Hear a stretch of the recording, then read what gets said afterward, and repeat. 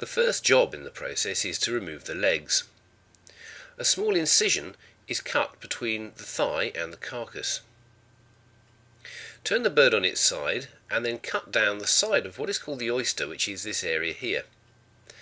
Pop the oyster bone out, cut round the oyster to the end of the knuckle, and then simply pull the flesh off. This ensures that we get all the meat from the carcass. Turn the chicken round and then repeat the same procedure on the other side. Don't forget the oyster, that area there. We're trying to keep as much skin on the chicken as possible to prevent it drying out when it cooks. Now for the winglets. Pinch the upper level of the meat, turn slightly and then cut down to the bone. One sharp hit with the heel of the knife and then remove the winglet. One sharp hit with the knife heel. This removes the flesh cleanly and safely.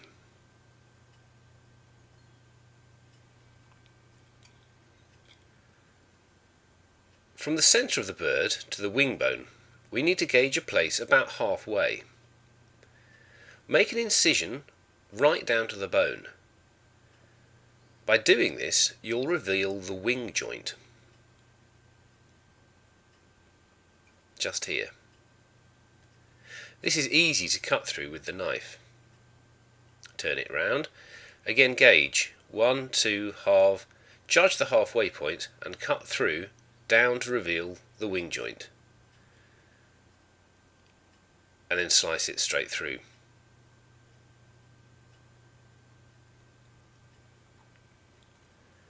The next procedure is to carefully remove the carcass from the breast meat by carefully chopping through the rib cage. And then 1, 2 quick firm hits with the knife to remove the carcass.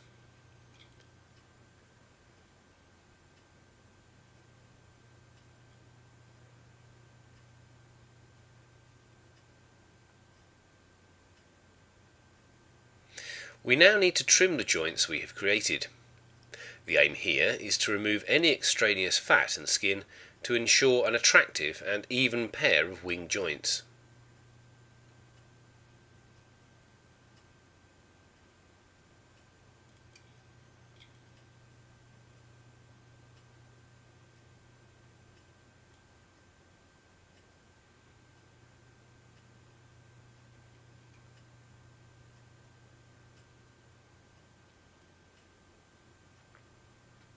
The next job is to trim the winglets. There's a natural cartilage joint just at the end, and your knife will easily run through this cartilage. Then, again, repeat for the other winglet.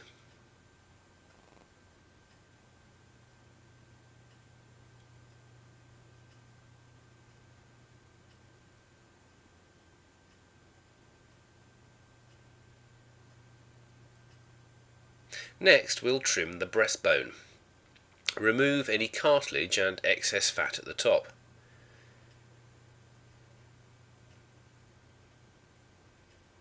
Then, cut straight through to the centre. Then a good push with the heel of the knife, and we have two parts. Trim any extraneous materials and trim any excess ribs.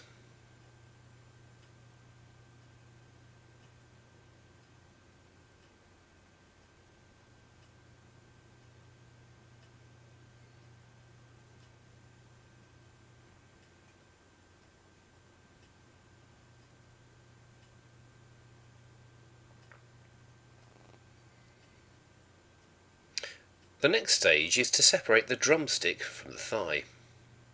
If you look closely, there's a natural line running through that divides the thigh from the drumstick, and that's where you should make your incision.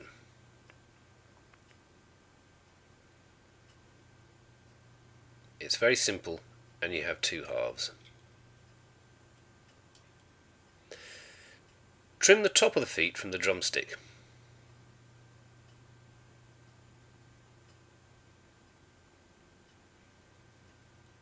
Then, with a boning knife, Separate the meat from the bone at the top of the drumstick.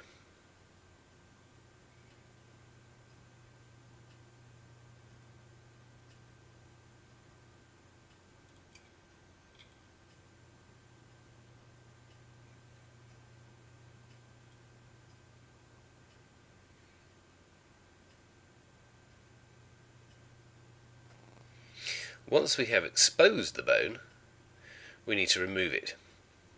So, with a firm, hard hit with the heel of the knife, remove the top part of the bone. The next stage is to sever the meat and sinews at the base of the drumstick right down to the bone. This reveals the end of the sinews in the leg. With a pair of fish pliers, grab the end of the sinew and simply pull. This will remove the sinews from the leg. This is a preparation which is commonly used in restaurants which serve fine food, and it helps the mouthfeel of the product. It's not necessary in most restaurants, but it is an easy process.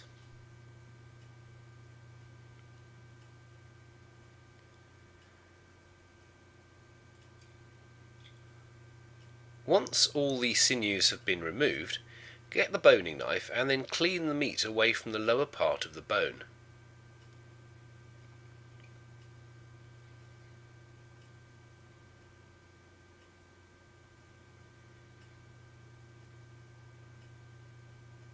Then, with a quick, firm hit, remove the end of the bone. Repeat this with the other drumstick,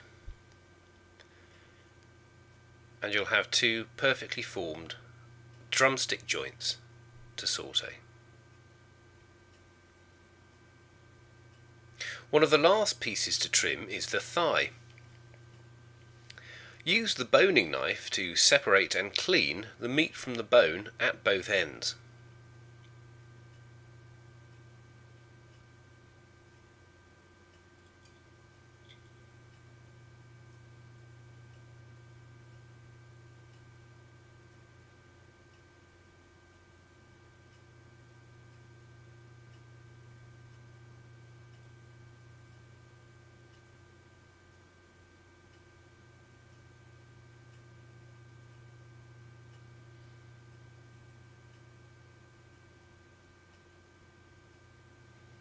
This will leave two small parts of bone exposed.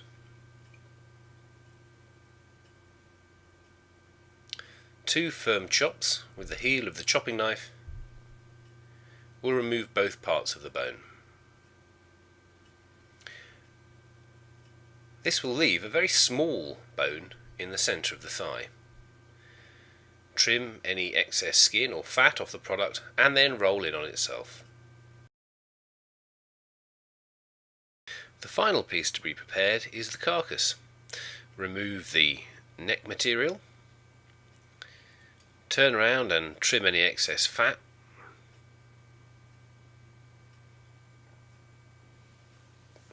and then cut into three pieces, 1, 2, and just behind the oyster.